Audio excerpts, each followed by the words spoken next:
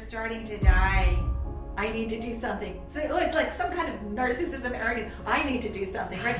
I started breathing very deeply and did it for like an hour, and then I had an out-of-body experience. They teach kids to learn by memorization, which you don't need to anymore and they don't teach out of curiosity. How about just say, instead of no, especially when they get to be teenagers, no. You want to do this? No. Want to try that? No. You want to come here? No. Say maybe. I said, how about just say maybe? The biggest issue with all of this technology, though, is that people are outsourcing their thinking. Right now, especially with ChatGPT, I don't have to write my paper. I'm going to just put the ideas into, ChatGPT and let ChatGPT write the paper for me. And when you start outsourcing your thinking, then you're giving away your power. Hi, we're thrilled to have Suzanne Hill, renowned healing expert from New York City, as our guest today for this episode. In this episode, she reveals her very effective and unique parenting approach. She talks about why most people struggle with meditation and breathwork and how they can overcome it. But most importantly, she offers insight which helps people like you and me to lead a mindful life. So let's dive in. Hello and welcome to an all-new episode of the Brightlife podcast. Today we are with Suzanne M Hill in New York City, and I'm so excited to be here. Thank you so much for taking out the time. You're welcome. We'll talk about how we got to talking to Susan, but I actually wanted to. So first of all, looking around at the center, I'm amazed that in New York I'm seeing so much of the Eastern influence, and I could see that. Have you spent time in India? I have never been to India. You've never been to India, no? But my mother is Korean, and I grew up in a bicultural household. My father's American, so we were surrounded by Asian things. My father actually speaks Korean, even though he's American, and we ate Korean food, had Korean furniture, so it was very Asian. Oh wow! Yeah. So how was childhood in growing up in a bicultural household?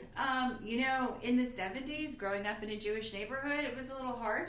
People got made fun of all the time. But nowadays it's cool to be bicultural and biracial. But I liked it. I love Asian philosophy and culture, and it's steeped in everything that you do. And it wasn't until I got to massage school, where I was studying shiatsu, that I understood how much of my upbringing was immersed in this. So it wasn't difficult for me to learn a lot of the concepts. I can imagine. I mean, you practically had it in your DNA as well. Yeah, right? yes.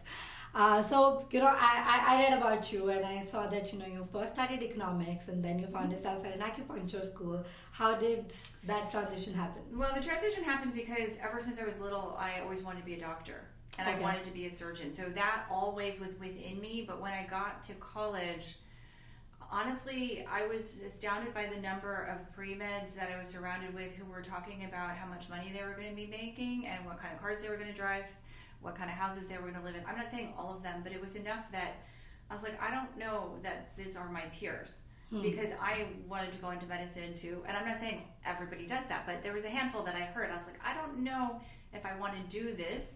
And so I didn't know what else to do, so I went and studied economics, which again was not my thing. I ended up on Wall Street, and it was really not my place, because I ended up in mergers and acquisitions, which is very money center of the bank. It was in the late 80s, early 90s, probably still is.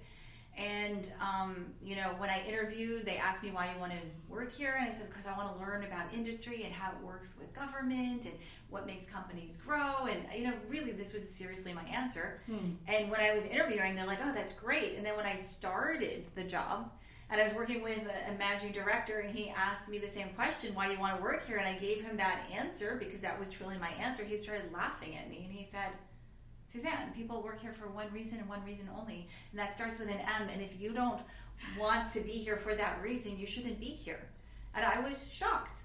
And I thought he was just being cynical, and then I realized the truth of that, not saying that people were only there for that, but it had to be one of your top 3 values or you wouldn't be there. And I realized that it wasn't really for me. I liked being around super smart people who were motivated and action-oriented. But because my value system wasn't like that, I believe in money and the importance of money, but it wasn't my reason of existence, it really did, indicate that it wasn't a place for me to be. So then I decided, let me go back into medicine. And I did my post-bac pre-med at Columbia. I did most of it, and I was going to apply to med school, and I was working as a nurse in a dermatology office, and I started learning about how the whole medical system works, and then I realized I actually didn't want to be in that because it was largely pharmaceutical driven. Sorry folks, that's the truth of it, and the pharmaceutical companies have a big say in how medicine is taught. And anytime that patients asked about nutrition or, like stress and what they could do, this is the early 90s, people were not interested, or mid 90s, late 90s, I guess, and the doctors kind of laughed at nutrition having any effect on your skin. Like, it's, now people, 30 years later, people go, oh, of course, but back then that's not what they believed. But I knew that that was the case. And then on top of that, I had always been sick as a child. I had mono when I was 15. I was out of school for a big chunk of time. I was on antibiotics for 3 months. It gave me all kinds of problems that at that time nobody knew that those were problems, taking antibiotics for that long. It took me a long time to heal it. I ended up learning about things in my early 20s, like dry brushing and yoga. I stumbled upon breath work. I did all these things, macrobiotic diet, and then I healed myself. So that was always, a factor. So then when I thought, oh, I'm going to go to medical school and bring this teaching in, and then you realize there's this whole system that you alone are not going to overcome. So then I realized that actually acupuncture is probably the better for me, because I don't have to specialize, and then I can use all my knowledge of nutrition, all my knowledge of breath work and yoga and meditation, all my knowledge of spirituality and divinity, and it can all dovetail into healing, which I thought was holistic healing. A lot of people think holistic healing means you look at the whole body. That's one part of it. It also includes nutrition and other physical modalities. That's another way of looking at it holistically. But in the largest sense, it means it includes the emotions and it includes divinity, whether or not you think you believe in it or not, right? It's there. Right. So it includes energy. So that for me was holistic. And then, I don't know, I love my profession. So I'm so glad to hear about, what I'm taking away is that, it did stem from a very personal need and like a personal solution that you found for yourself, and also like a very deep-seated need to actually like heal people, and and you were in it for absolutely the right reason. So however the journey was, I'm glad you're here. And I actually wanted to also ask you about what was your how did you stumble upon spirituality? Because it's not like, as you said, growing up in a Jewish household must have been or a Jewish neighborhood. Yeah, well, I actually love all religions, and I when I was little, my parents were very anti-religion. And so they used to say to me, imagine saying to a 9-year-old kid, as Karl Marx said, religion is the opiate of the masses. And they really told me that people who are uneducated believed in religion. And they won't say that now because now they're converted, but back at the time, they were in their 20s, what did they know, right? And so I would, in the summertime, I would stay with my grandparents, and my grandfather always went to church, and I would sneak with him off to church. Nobody else wanted to go. I always wanted to go. I loved the smell of the frankincense. At that time, the Bible was still, that particular church used Latin Bible. I was just so mystified by all it, and I could feel the energy. And at that time, I didn't realize that I was sensitive to energy in that way because nobody spoke about it. But I just loved going. So I was always interested in religion in that way. And we grew up in a Jewish neighborhood, and I was so envious of my friends who got to go to Hebrew school and learn Hebrew.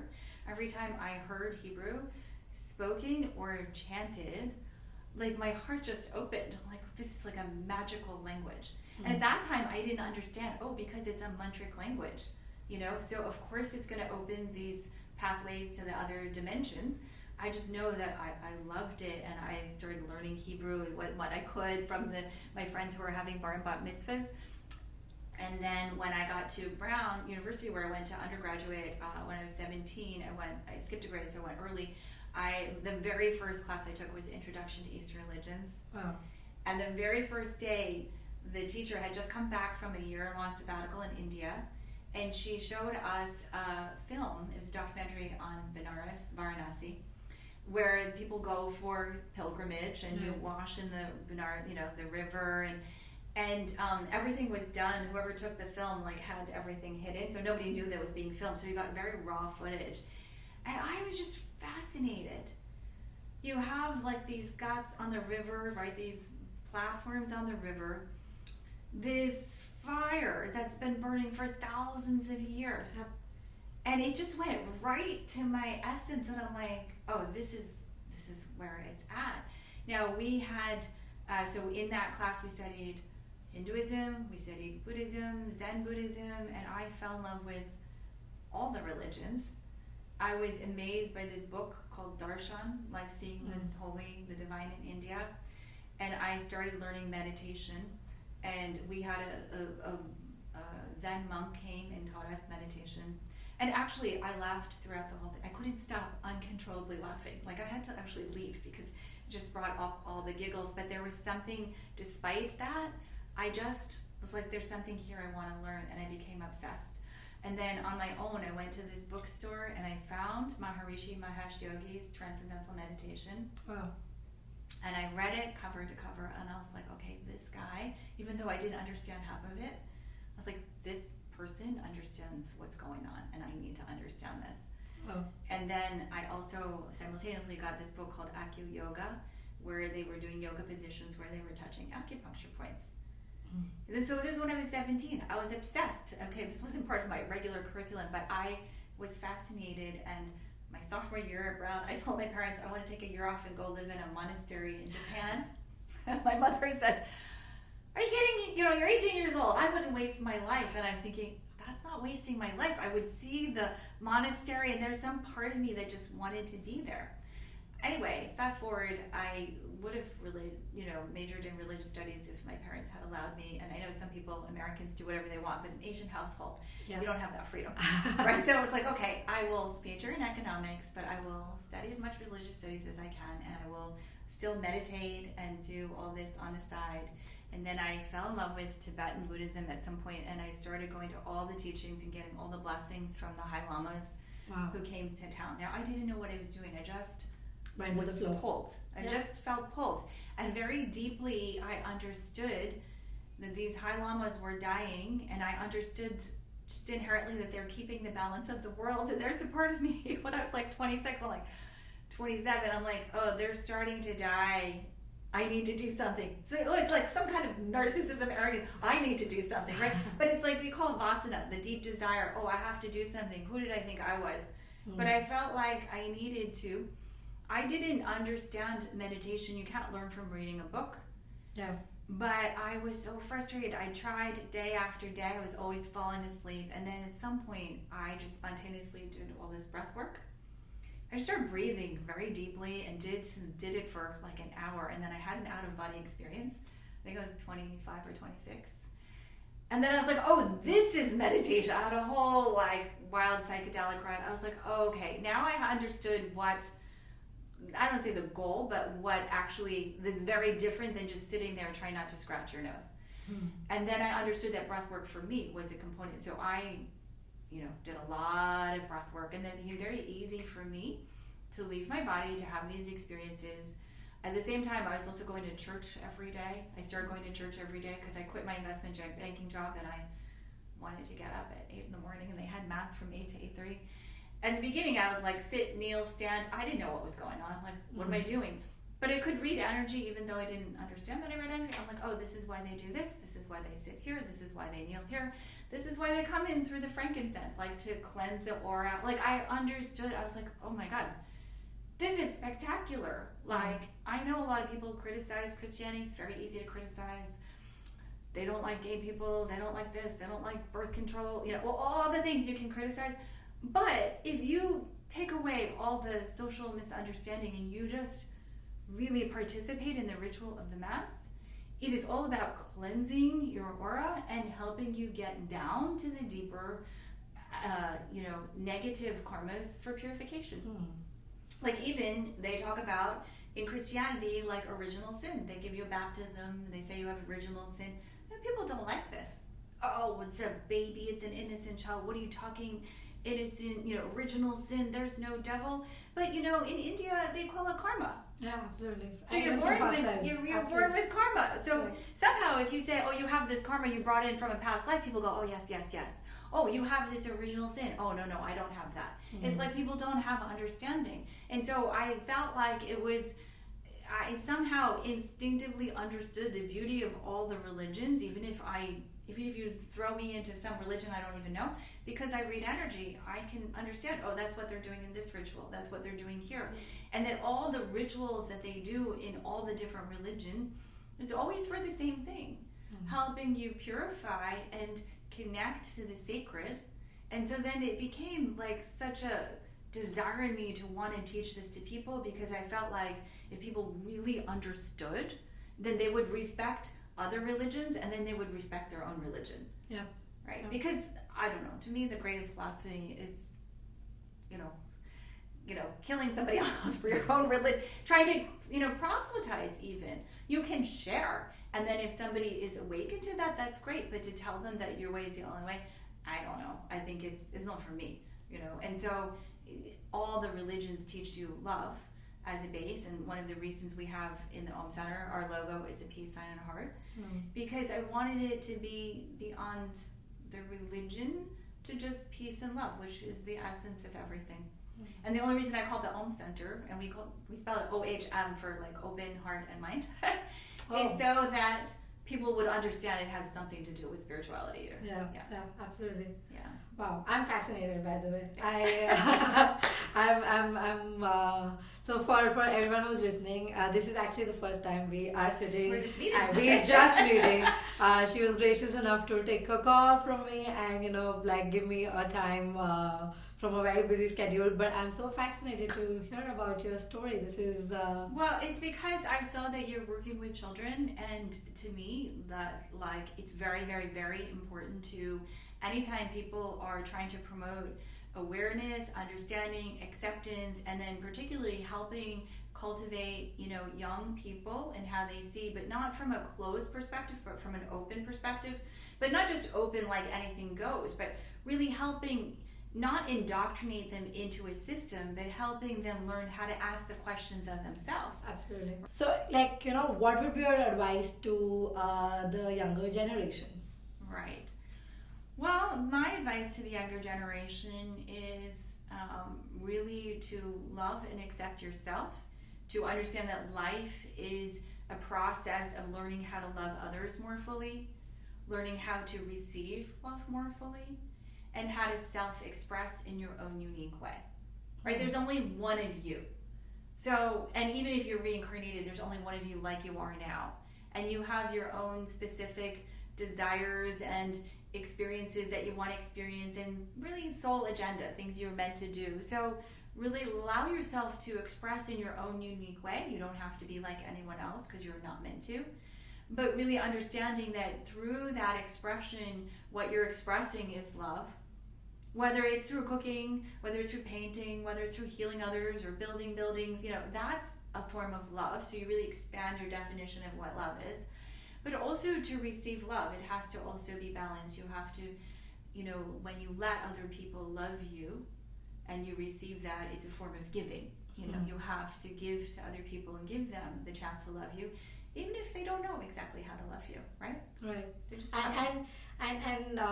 say more about creating that balance. I think that's really, really relevant for people, and in our current context of even modern relationships as such. I think the biggest mistake that I see in kids is that the parents instill a lot of fear. Oh, you have to do well in school, because if you don't do well in school, then you're not going to get into a good college, and then you won't have a good job, and then you won't have a good partner, and you won't have a good home, and then I'm going to have to worry about you, right? That's pretty much the logic. Versus, how about you take some time and find out who you are? There are kids that don't do well in school. It doesn't mean they're not smart. It just means they're not smart at the way school is taught. And a lot of school is taught for people who are visual learners. So if you're an auditory learner, you're not going to excel in that system. If you're a kinesthetic learner, you're not going to excel at that system. It doesn't mean you're not smart. And I don't like kids at 8 years old, 10 years old, 15 thinking they're not smart. Everybody has brilliance. It's just, what is it? And give them the chance to uncover it. And my younger son, he's 19 now, he has epilepsy. And when he was 15, he started having a lot of seizures, really at 13 in 1 year. And then the COVID happened, We were an hour away from the hospital. I was worried we were going to have trouble, but he didn't have any seizures. And then I realized stress was very big for him. So the next year, I just pulled him out of school for an entire year. And I said, I'm going to, actually, he wanted to go to school. I said, but stress gives you these seizures. And he lasted 3 weeks. He had a massive seizure. I said, that's it. I'm pulling you out of school. I bought him $500 worth of art supplies, a record player, and I gave him a record stipend. And I said, okay, just draw and listen to music. And he said, for a whole year? I said, yes. Well, what about school? I'm like, school will always be there. So he drew and drew and drew and drew. Actually, for the first month, he just was on Instagram and TikTok. And then he took himself off.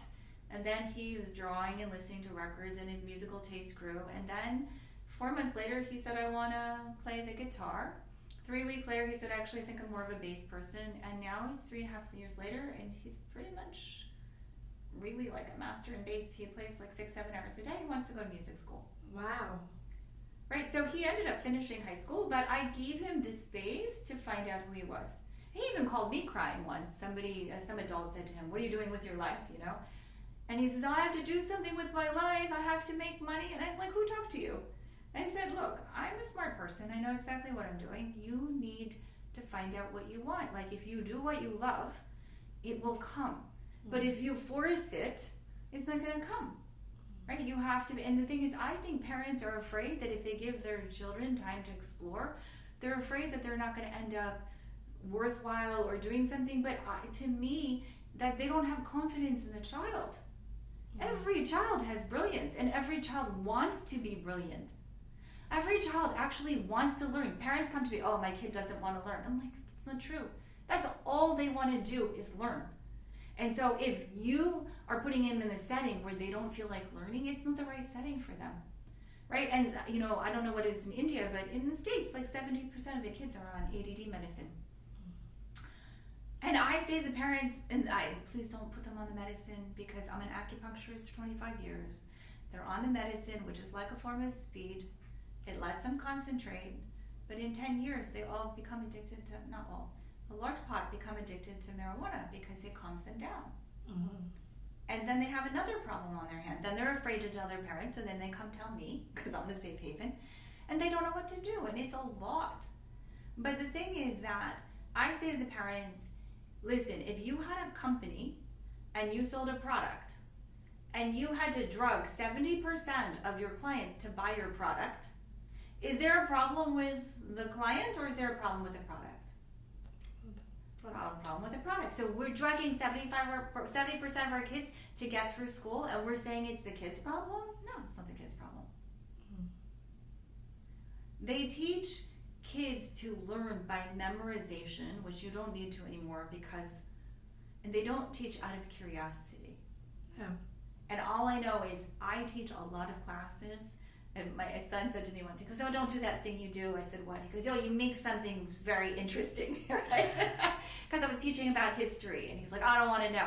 And the thing is, it's true. If you inspire kids and you teach them why you should learn it, then they want to know. If you teach the kids, oh, you have to learn this to get this grade, to do this thing that you don't even know what it is, it's college, but you have to do it, that's not inspirational. That's just getting a rabbit to jump through a hoop. You know, it's training, not education. It's training, right? But if you train them to be curious, if you train them to ask, if you train them, this is why you want to go to sleep. Not just you want to go to sleep because you want to be in cycle with the sun. Correct. Not because you have to get up in time to go to school. Right? You have to eat green vegetables because they have more sun energy. You have more sun energy, you have more light inside of you. Not because, oh, they have good vitamins and you should. Right? You have to all of us are narcissistic, right? What is it in it for me? Right? Mm-hmm. So when you're teaching kids, you have to show what's in it for them, but in a way that matters to them. And then they will surprise you. Yeah. But I inherently believe in the greatness of children. So I don't think it should be like shamed out of them. Yeah. Or just given like super hard guardrails that they do not have an option to, expand beyond that scope as well, actually, right? The only requirement I had for my children is that every year they had to do some form of self-development. That was my requirement. Oh, really? They didn't necessarily have to take piano or art or whatever. Of course, they wanted to do different things, but they had to. So my kids both did, it's called the Landmark Forum. It's like a... I did that when I was 15. Okay, so yeah, they did that. They did Tony Robbins, Outward Bound, all of these things. Something that, because I said, look, you can learn, you know, all these classes that train you how to do things, but the self-development stays with you forever. Absolutely. Right. So I'll tell you something that my dad said as well. I think, you know, he would be very happy that you think the same across the world. So my dad actually had me do the Landmark Forum when I was 15. Right. And a lot of my friends in India, at that time, like I think right now mental health and emotional health is very accepted and very in. And back then, like not so much. Not so much. Like I was told that, you know, am I a freak? You know, is it group therapy? Why do I need to waste my time? Why don't I learn something useful? And you know, he said one thing which stayed with me, which was that you can learn whatever you want. Learning to manage your own emotions and learning to manage other people's emotions is going to be critical for living, you know, a fulfilled life, whether it's great relationships, whether it's a good business, or whatever it is. Like, and an authentic life, because you have to have emotional literacy to be able to do that. Absolutely. Yeah. And I thank him to date, because I think like I grew up like, you know, very centered and sorted. Like sure, life had curveballs, but like, you know, I knew exactly what to do or how to pull myself up whenever it got really tough. And I'm so glad to hear that you had your kids do the same, because like I think linear education, as you said, is not enough. Like, you know, having one form of self. So what would your advice to other parents be, that what kind of self-development can they have their kids take up, and how early? Right. I think that, again, it depends on the child, and see what they like to do, and you have to just keep putting things in front of them, and some things that they like and some things they don't like. And I think you can't only put things in front of them that they're already naturally gravitating, because they should be forced to, I would say forced to, encouraged to try things outside their comfort zone, and know that it's okay to be terrible at something but still want to try. Because the thing is, when it's only do this if you're good at it, that mentality makes people fearful. And it makes them fearful in not just work or school, but also relationships, friendships. They don't want to fail. And when you start showing them, well, just try it. And it takes a lot, because kids are stubborn. So I would say, how about just say, instead of no, especially when they get to be teenagers, no. You want to do this? No. Want to try that? No. You want to come here? No. Say maybe. I said, how about just say maybe? Right? That's all. And again, I'm a tough parent. Like, I'm very open-minded and very understanding and supportive, but I'm also tough. Right? So when they call to me complaining, and I'm like, I'm not listening to this. You figure it out. Boom. Right? Like, you have everything at your disposal. You figure it out. I'm not here to be your complaining board. Click. Right? Because, and I say it with love, and they know that I love them, but I'm not going to baby them either. So that's my parenting style. Parenting style. Yeah. What do you think screens is doing to, you know, our brain, body, mind, and all of that? Well, I think that it definitely makes it quicker. So if you see these kids, kids who are 4, boom, boom, boom, boom, they can go around a lot faster than I can. It's like, it's impressive. I think the biggest issue with all of this technology, though, is that people are outsourcing their thinking. Right now, especially with ChatGPT, I don't have to write my paper. I'm going to just put the ideas into, you know, ChatGPT and let the ChatGPT write the paper for me. And when you start outsourcing your thinking, then you're giving away your power. The other thing is that, like with these video games, a lot of them, the kids play together. So they don't understand taking turns, right? Because it's always their turn. So if something's always your turn, then you don't have patience. If you're used to something working so fast, then you have to wait for something or figure it out, right? Kids get frustrated easily, then they want to break things. And then just the fast stimulation, constant stimulation, it's too much. And that's why when my kids were little and screens weren't even as much as they are now, it gave them a lot of downtime.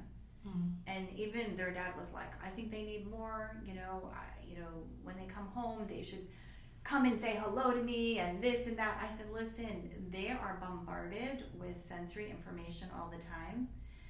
I said, when they come home, I say hi. Sometimes I get hey, sometimes I get nothing, sometimes I get the door slam. And I just let them decompress for half an hour to 45 minutes. Then I go in, I give them a snack, and then somewhere in the next half hour to hour, they come out and they start talking to me. Right? And this way, you let them decompress from the screens and all. It's not just the screens, it's constant stimulation, but they need that time.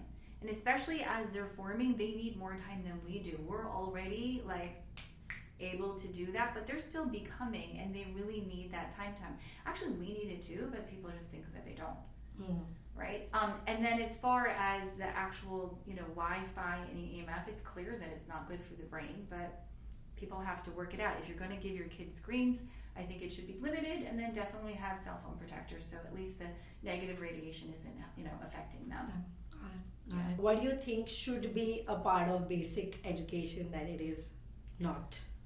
I think that understanding right from when the kids are little that they have their own directives that they came into this life with. And those directives are different for everybody, and they're meant to be nurtured. Like my older son, he never liked the classroom. He just wanted to get up and leave all the time. He wouldn't do the homework. Ever. I mean, we're talking kindergarten, first grade, where it wasn't hard. He could do it. He didn't want to do it. So I just had to be patient and wait. And then when he was 18, I literally sent him to India. I got a one-way ticket. I said, he was just unhappy because I can't do school anymore. I said, fine. You never liked it since you were 7, so here, I got him a one-way ticket to India. He's like, what is that going to do? I said, you'll see.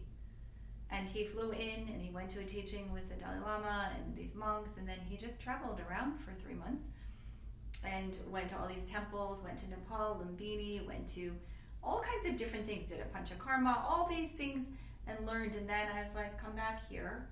And he said, I don't want to go to college. I said, that's fine. You're very smart. College should be when you're ready and there's somebody you want to study with and you know what you want to learn. And then I had to be patient, and then he wasn't very social. And as the human part of me is like, I wish he would make friends, but then there's another part of me is like, this is what he wants to do. And now he's 24, he's finally coming out, he works with me here in the center, he teaches our advanced meditation class, he teaches the mantra, and I realize in retrospect, he needed to stay apart from other people because he was keeping his energy pure in his own way. Is that Ethan? Yes. Okay, I met him the other day. Yes. So he didn't necessarily know why he was doing it, but the deeper part of him did. And I understand from my kids and all the other kids that I treat as well, you have to trust that instinct in them and then work with it. And whatever your frustrations are, they're your frustrations. Because as a parent, you know what? You had your life. You have your life now. You make your own choices. Just because they're little, you're not meant to structure their entire life. You're meant to be the first teacher and guide for them. But that means guiding where their energy needs to go, not where you think it needs to go. Right? I remember my dad, he works in human resources for many years in a company, and he was telling me how when universities build their buildings and they put the greens down, or any public spaces, they tend to not put the sidewalks down first. What they do is they just put the grass down, and then they see where people walk. And then when they see where the paths are, then that's when they put the sidewalks, right? Because it's a natural, and it's kind of like us. Like, if we're going to over-direct our child, it's like putting the sidewalk down before we know where the path really naturally goes, Makes sense, yeah. So, wow. And again, if you just trust your child that there's brilliance there waiting to come out, you have to be patient, because some kids will bloom when they're 10, some will when they're 20, some people will not bloom there to they're 60. Right? And if you understand, if you've ever studied any astrology, you can see very clearly. Yeah. Some people will have children, some people won't. Some people will be married, some people won't. Some people will excel in career, some people the focus will be family. It's going to be different. And the way I explain it to patients is, look, everybody has this ideal life they think they're supposed to have. I'm going to go to the right school and find the right job and meet the right partner, move to the right city, find the right apartment, have the right number of kids. They're all going to be perfect. I'm going to get along perfectly with my partner, and I'm going to die holding their hand, and we'll die simultaneously if that's great, right? Right? That's the idea. Okay, let's say you actually had that. Then you die, you reincarnate, and you come back, and then you live this perfect life again. Then you die, you reincarnate, come back, live this perfect life again. How many times are you going to do it until you need to do something else? Okay, this time I'm not going to have kids. Okay, this time I'm going to have 2 husbands. Okay, this time, I'm leaving when I'm 16. This time I'm going to live till I'm 94. Right? Like, it's just the way it is. You can't watch the same movie again and again and again. Right. Yeah. You stop growing. Yeah, you stop growing. And I think that's how life should be treated as. It's like, you came in grade 1. The best you can try is probably, definitely cross grade 1 and maybe try learning all your lessons well in time so that you graduate at grade 2 so that you don't have to repeat grade 1 again. Right, but then sometimes you have to, right? Yeah. Like, that's it is. Like, sometimes, you can be really good at French and learn it in 3 months, and then, Russian takes you 2 years and you're still at it. That's just the way it is. But then you start to realize, again, it's not, enlightenment. Even, students come to me, I want to have this amazing meditational experience and experience enlightenment. It's like, it's not a destination. It's a process, right? You're not getting anywhere. You're getting to a process so that even when you're enlightened, you'll still be born of a mother who will pass away, and you will still grieve when she dies. But maybe you don't grieve for 10 years. You know what I mean? Like, as you spiritually advance and mature, your process time gets faster and faster, but, and it shifts and it mutates, but you're still going to experience the 3D world. I mean, that's... Absolutely. Otherwise, you don't need to be here. Yeah, that's why you're... Then you can be a disembodied spirit. Right. Right, so... Makes sense. Yeah. And to me, I define... Look, spiritual practice for me is very different, and meditation. It's... A lot of people like to go into the science of it because they feel like the science gives them proof that they're doing this maybe ridiculous thing, but I need to have proof that it gives results. But to me, meditation is not just stilling the mind. It's really in the context of learning how to love yourself fully, because you're connecting to this inner divinity, which is love. Yeah. I remember one patient come in, or a student came in, she says, I've been meditating for 10 years. It's nothing to do with divinity. I said, so what is it about? She goes, well, it's getting to the stillness inside of you. And I said, what do you think that is? She's like, oh my God. I said, yeah, exactly. Exactly. So if I call it divinity, energy, the force, whatever, a lot of people they're allergic to the word God. Okay, fine. But it's an energy that you're connected to, that not only makes you, but surrounds you, that connects us all. And we're just learning how to use our energy in different ways. Even the way I explain karma is different, because I feel like... How do you explain karma? Well, karma comes from, which is action. So for every action, there's a consequence. But I try to have students see it not so much, I did this good thing, so I should get something good. I did this bad thing, so I should get punishment. But really, how are you using your energy? Right? It's different ways of moving energy. And you see, that person moves energy in a way I don't like. I'm not going to do that. That person moves energy in a way I like. Let me try that. I didn't like the way I moved the energy because then this happened. And then it becomes, it's a different perspective. So that when you see somebody comes up to you and they're just mean to you and you don't even know why, they're just discharging energy. Yeah. Right? But they don't know how to discharge it productively. So we're learning how to move energy through us. We're learning the different ways. So some will move through, become like Da Vinci, Some will move through, it'll be like a heavy metal band. Some will move through, so we're just learning. And then we're trying to discover what are the ways that we move the energy through us that actually we enjoy the feeling of. Mm-hmm. And again, enlightenment is beyond the feeling, but let's just talk about where most people are going to get to, right? It's just, do I feel better or do I not? It comes really down to, is what I'm doing making me feel better or making me feel worse? Right.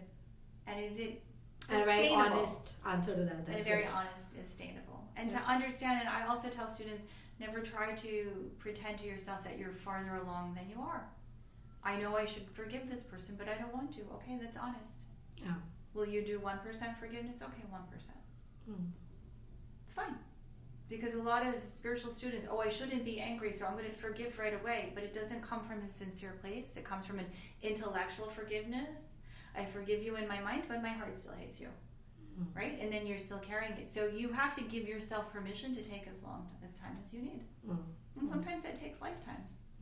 And maybe somebody else scolds you. Why are you wasting your time? And you're like, well, I can't move any faster than this. And we've all been there. I want to get past this feeling. I don't know how to yet. So this is why you have spiritual teachers, though, because they're not just the words of wisdom, but the energy field that they carry is a higher frequency. And then in their higher energy field, you can understand things that on your own you can't understand because you're in a lower field. And this is why you have synagogues and temples and gurudwaras and all this. Isn't just to proselytize people, is to really get you into pure energy in that higher energy state.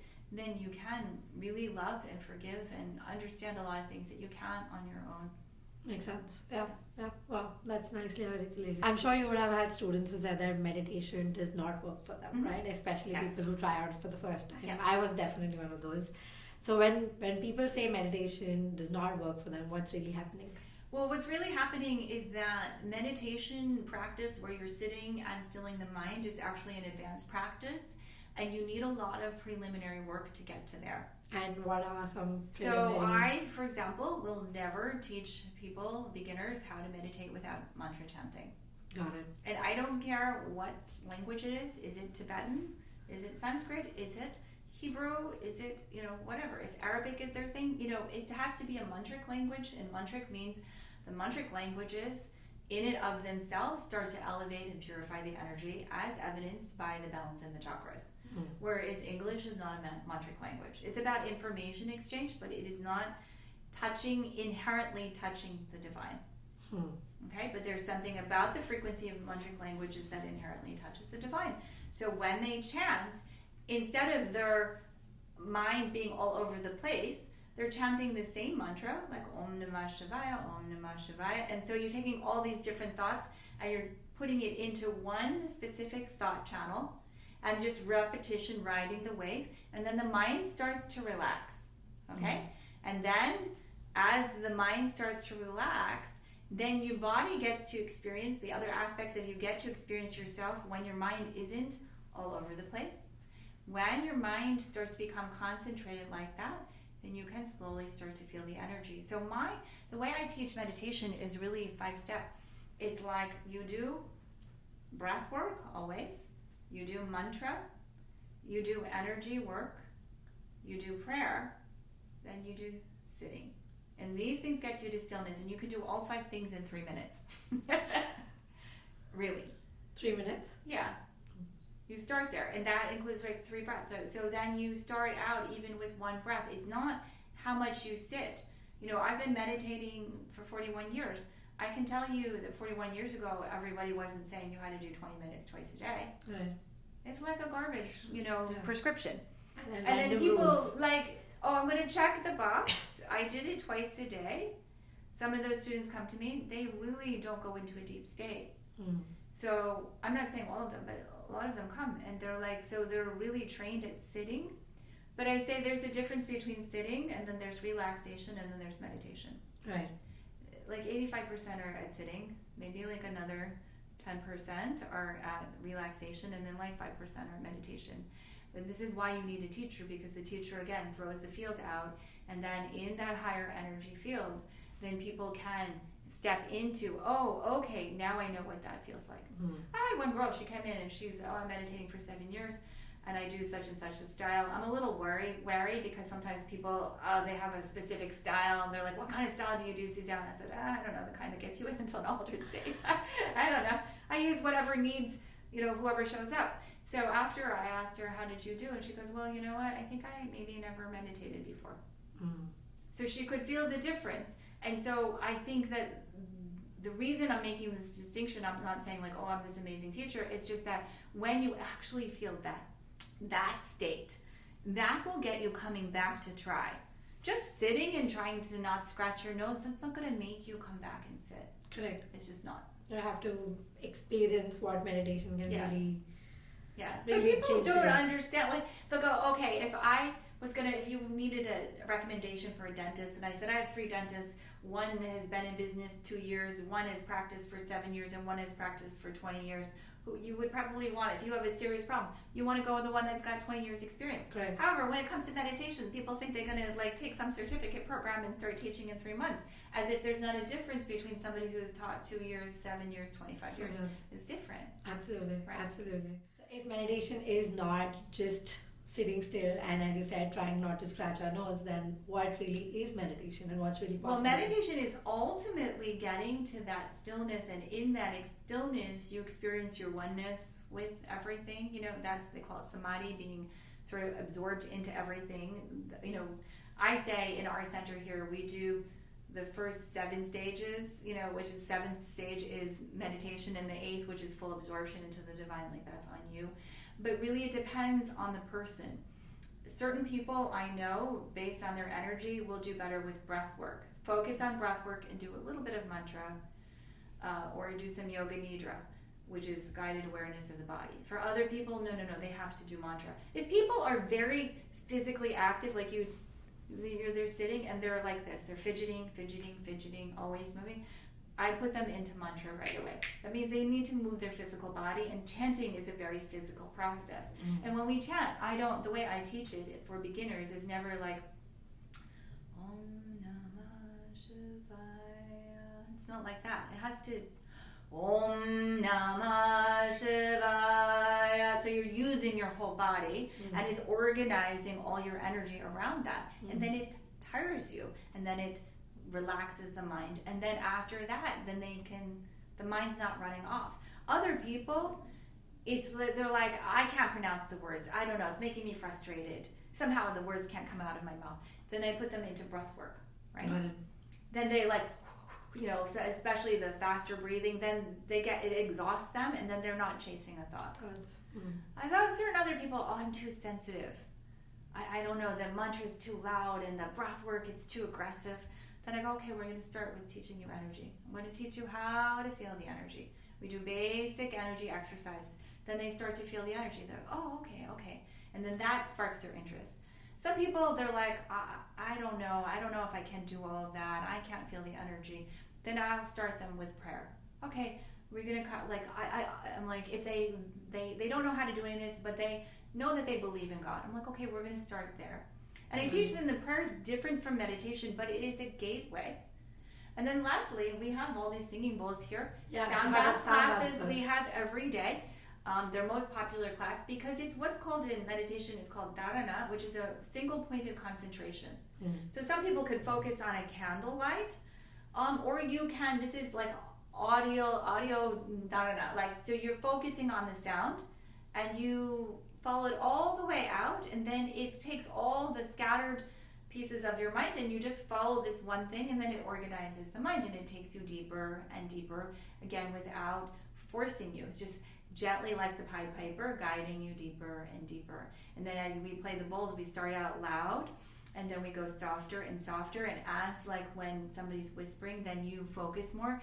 When the sounds get softer and softer, you will automatically start focusing more without trying, and then it takes you into a deeper state. So there's many ways, but what I insist in my classes is no matter what class you take, you also have to have wisdom training, which is why in our storefront window we have wisdom training. I put it on there. Say more about so we have like meditation, mantra chanting, breath work, wisdom training, and you know, people walk by, hear them comment about it. Oh, you need wisdom training.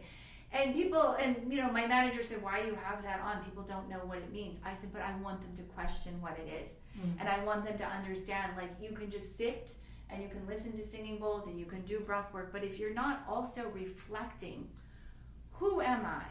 Mm-hmm. What am I about? What is my intention? Why did I say that? Why do I feel upset? Like, what are you doing? Like, really deeper contemplation, then you're not going to get to any elevated state. Like, you have to understand, what are you doing here? You have to understand your motivation. A lot of us deceive ourselves as we're growing up and what our motivation is. Mm. Maybe the motivation is please the parents or please the teacher. Or prove yourself. Or prove yourself, or I need people to like me, I need people to think this. And eventually, you know, maturity is growing up to the person who needs to approve of you is you. right? But you have to allow yourself to have permission, and that wisdom training really guides you to allowing yourself to have that permission, right? And then only when you get to that, then you understand that the divinity that's within you is you. The person who has to love you is you. The person who has to think that you did a good job is you. The person who has to think you made the right decision is you. The person who has to, right, be happy of the outcome is you. So it's you versus you, not you versus anyone else. Even, God is like the divinity within you. So, but it's easy to say. It's another thing to do. So this is why we're here for many lifetimes. Absolutely. So you've worked with so many students, right? And how do people transform when they start meditating or when they start, asking themselves all those questions you were talking about, or doing any form of self-work? How have you seen them transform? Well, generally when I do classes, I check in the beginning and I check in the end. And the reason I do that is because I want students to say, this is how I'm doing, in the beginning, this is how I'm doing at the end. At the end, either I feel great or something really came up for me. I don't know, I'm agitated, or it was hard for me, whatever it was. But then they have some sort of assessment. Most of the time, through the practices, they feel better. And then they start through the wisdom training I give, like in the beginning, always like 10 minutes of wisdom training and talking about problem solving, who you are in the world, all of this. Then you see that they start to make better choices. And they come to me and they say, you know what? I'm actually happier. I can handle the stress better. I don't get as upset. If I get upset, I come out of it faster. I'm making better food choices. And we're not even talking about food, right? But then through the self-love that they get and self-understanding, then they start making better choices. And then they're happier. Right. Even after, I did all my classes in Zoom over lockdown and mantra chanting, I couldn't get anybody to come to before that. And then everybody came during lockdown because they had time and they could log in on Zoom. And then after it was over, I thought everybody would go away, and they didn't. And I asked them, how come you're still doing the mantra chanting? And they said, well, I noticed after 3 months, I am peaceful and I don't have fear, and so many other people do, and I notice I'm laughing more and I don't get as upset. And so clearly it's the only thing that I've been doing twice a day, every day, and it's helping. So people do, I can guarantee you, the people who come here, we offer an immersion, like 6 classes, for 1 month, not because of anything other than I want people to see what it feels like to do 6 classes in 30 days. Yes. To see, not just once a year or once every 6 months, do you feel differently after you do this? Right. And they totally do. I'm sure. And then lastly, we do a minimum of 2 hours of prayer in this room. Okay. Right? So we do like Tibetan prayers, all kinds of prayers. Hebrew prayers, Sanskrit prayers, and so it elevates the room, a lot of, direct prayer. And so even if you come in and take a nap here, you're going to feel good.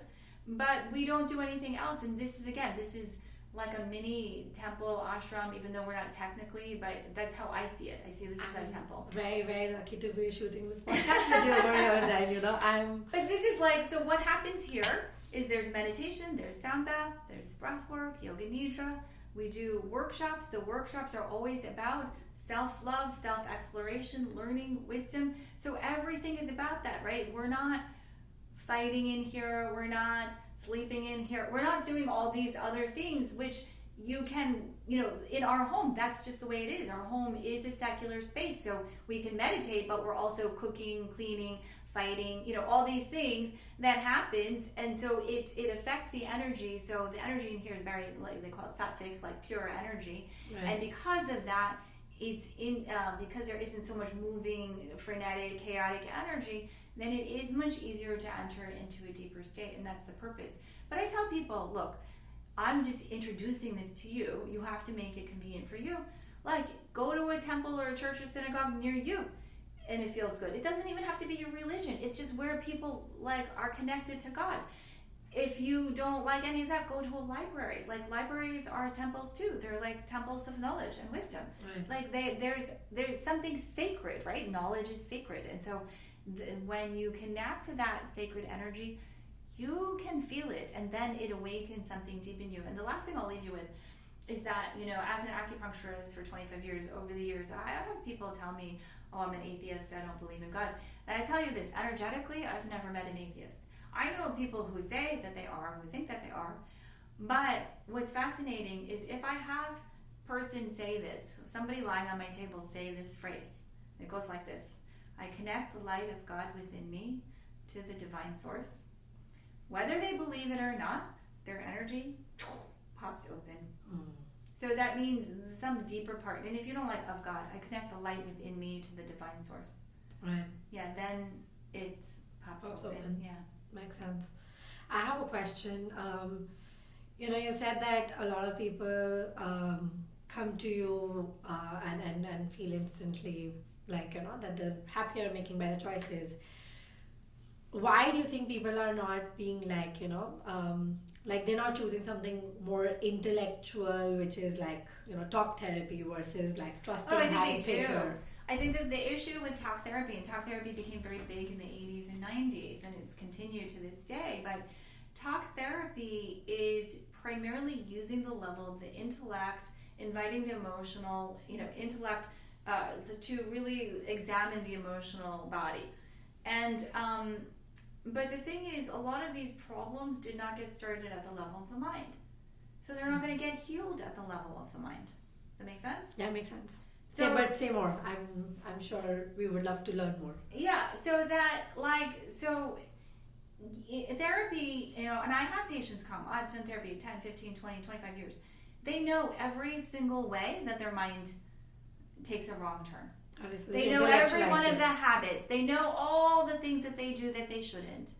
But then how do you actually change that? Now, if you understand energy and physics, the only way you change it is by changing the vibration. And the vibration has to be elevated. So negative emotions like anger, sadness, fear, shame, right? They resonate at a lower vibration, which we understand intellectually. We know it through science now, but you can feel it. If you're in a bad mood, I feel like going to bed, pulling the covers over my head, and not going out, right? I feel heavy, tired. I don't have the energy to go out. When you're happy and joyful, it's like you're skipping. Oh, I can't wait. You feel floating on cloud 9, right? So joyful. So the energy is higher. Right. So when you do spiritual practice, which I include, right? Walking in nature, doing the chanting, doing the breath work, doing the prayer, doing the mantra, all of this, then it automatically elevates your energy. Absolutely. And in a higher energy state, it's harder to be angry.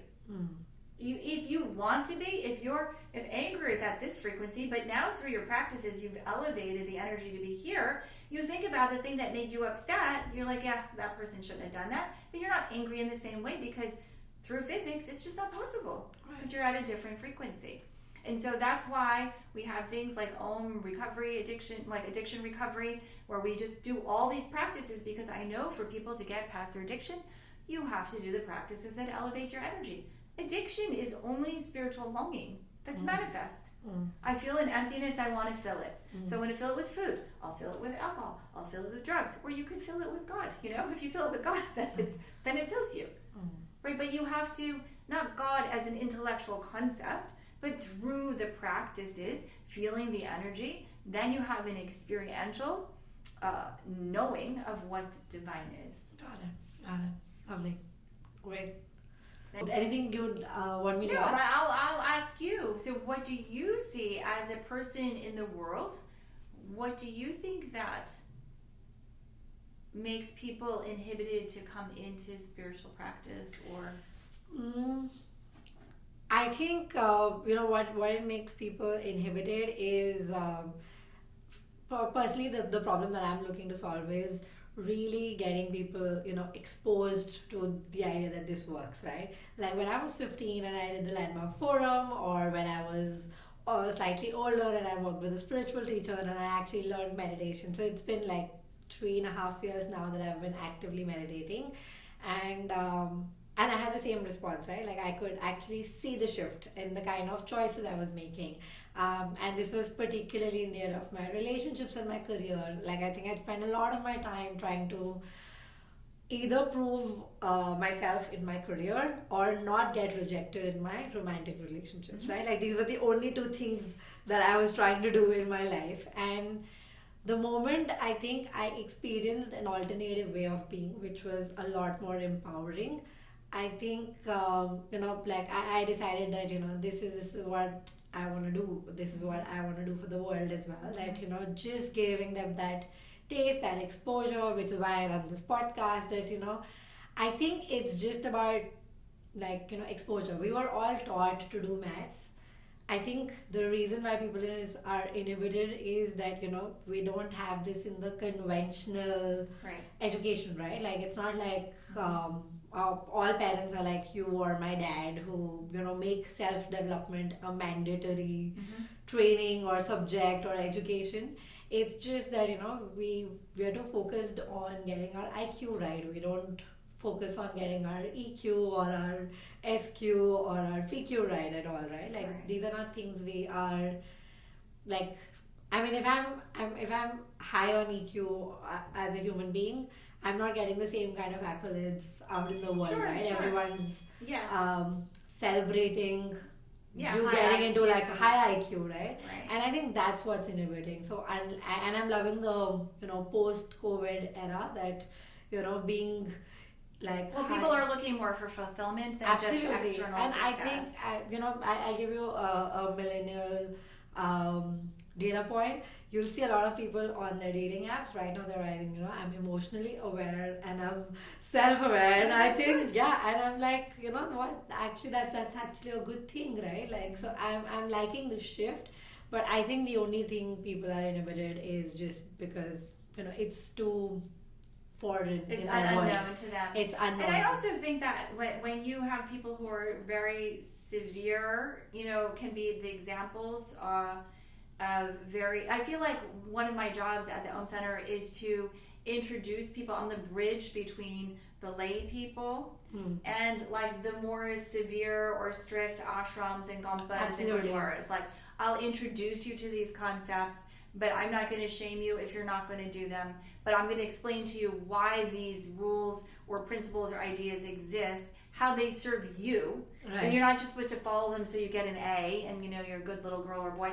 Like, but how it ultimately serves you. Makes sense. And then I feel like when you start to explain to people in this way, then they are interested. Absolutely. So Absolutely. I just think that that has to shift and change. I think it's just not been, as I said, it's not part of regular programming. It's an outlier programming, but it's not regular programming. Right. And it's a shame that people actually end up looking for solutions only when they're down in the dumps. Yeah. Instead of being integrated in a way of life. Yeah, and the whole thing is, I understand why we have to have separation of church and state, but then what ends up happening is, the separation of spiritual and secular means that people are lost. Yeah. So, and then there's this assumption that, if you're going to go the spiritual way, then you're not going to have an understanding of the secular world. I don't think that's true at all. True.